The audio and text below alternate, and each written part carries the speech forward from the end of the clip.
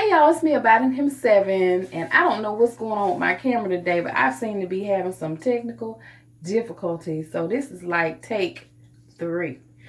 I wanted to come on and just talk a little bit about 2 things.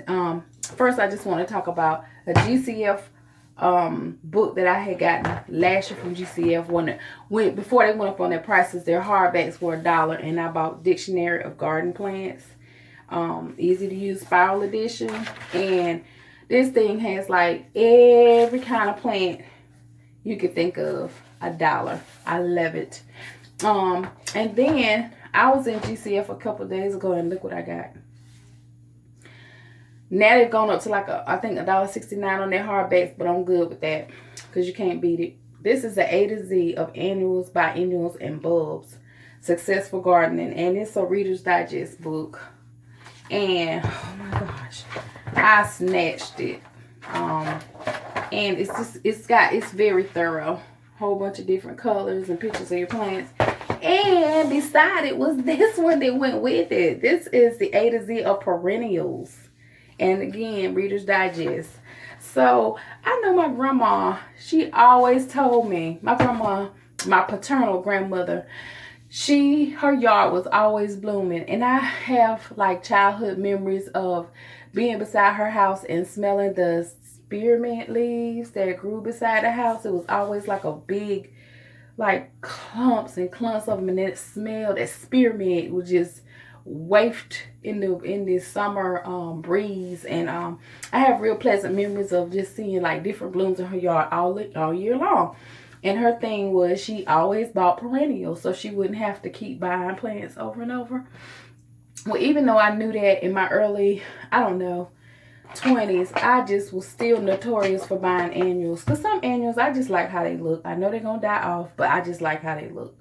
And then I noticed that some annuals, I want to say the petunias, that's supposed to be an annual. But I noticed, like, if you go to the country, one lady told me, she was like, oh, I don't plant those every year. I got they're volunteers. You know, that's what we call them down here, volunteers. And so I really seriously think that places, I don't want to name certain stores, but now I think that they are really doing something to the seeds to make them so they won't come back year after year. If they're annuals, because I think previously some of the so-called annuals were perennials to start with. So anyway, yeah, I just wanted to show y'all my little plant library books. And I just love anything that has something to do with plants or growing things outside. I could just pour over stuff like this for hours. And I'm the same way with cookbooks too. Y'all, I got my hair flat iron. I think I told y'all that the last time I was on. And I never wear my hair down. And today it's raining. So I was like, oh no. I had it in a ponytail earlier, but when I got home, I kind of relaxed and put it down. I'm going to turn around and let y'all see it. It grew some. And it's time for me to, get another relaxer, but I knew I couldn't put a relaxer in there because I had just been, just like scratching my hair like a mad person. So the itching situation has improved. And I really think it was due to the exercise that I had started incorporating, because that brings me to another subject. Because of the place that I've started going to, it's called Lifestyle Medical Center, and they have like weight management and intensive program that you can get into. And my first visit was December the 16th, and they have a focused 12-week program. They weighed me, they took my measurements, my neck, my arms, my waist, my legs, everything. And when you get on the scale, it's like you have to come out of your shoes and socks because your flesh has to like touch this scale. They want to be as accurate as possible. And so I got weighed and everything. And I went for my second appointment last week. Well, I had gained weight. I had gained 4 pounds from December 16th all the way to, I think it was January 7th. I gained 4 pounds. And I was not really hard on myself. I was disappointed in myself, but I went through some family stuff with a family member, losing a family member. That's all I say.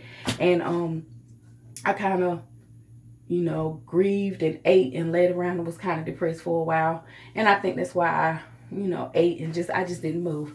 Anyway, I'm getting through that, and I am incorporating the things that they say. So I have a meal tracker, a food tracker they gave me to track all my meals.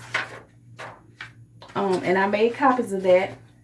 Right now, my goals are to drink at least 68 ounces of water a day, to eat slower, by incorporating different techniques like chewing slowly, eating with chopsticks, anything that could kind of fool me into eating slower. And I have to eat within a 20-minute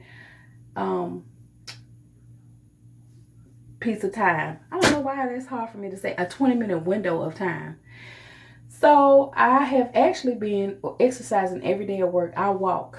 Now I walk. And my excuse for not walking before was I attempted to do this to walk about 2 years ago, and I was overdoing it. I was getting out there trying to do the most and, you know, do what I saw some of my coworkers do and hit this brisk wall. And I got out there and I almost passed out because I was like, oh God, I can't do this. But yet I was making my way to the park when I was home on the weekends. And I wasn't trying to kill myself like that. I was walking at my own pace and everything was all good. So I guess at work, I felt like I had something to prove. I wanted people to see me out there, you know, hitting the strides and stuff like they are. But it's really not about other people. It's about you. This is your journey. It's an individual thing. And you have to kind of forget what other people you think that they think and focus on yourself. Focus on what you're trying to do for yourself. And that's what I've been doing. And, you know, just this week of exercise, like, okay, it improved my sleep so far. The itching, the intense itching. I still have little itches from here and there, but nothing like what I was going through. Oh, where's my brush? It's somewhere else. Like I got a body brush. And it's made out of like bamboo and you can hang it up. I was taking that thing and I was just raking my leg. My legs would just be welted and my arms. And when I would get in the shower, it would just sting and burn because I had broken the skin. I was just scratching so hard. Well, my sister was telling me that she felt like that's had something to do with like menopause. Like when you go through this stage where you're getting ready to stop menstruating or whatever, you go through like this hormone thing, up and down.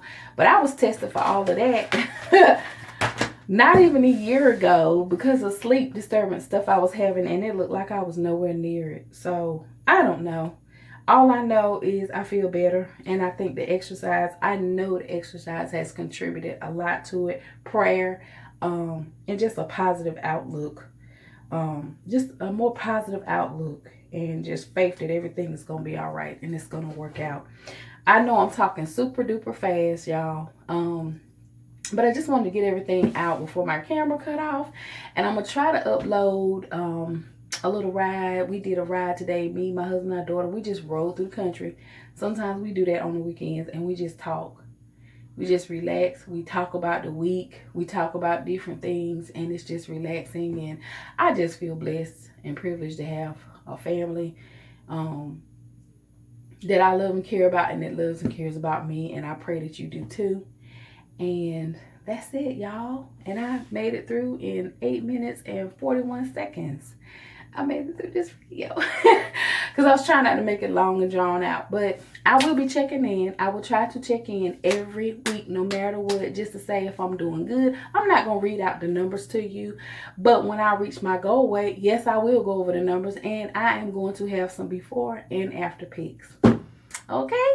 All right. Love you all. Talk to you later. Bye.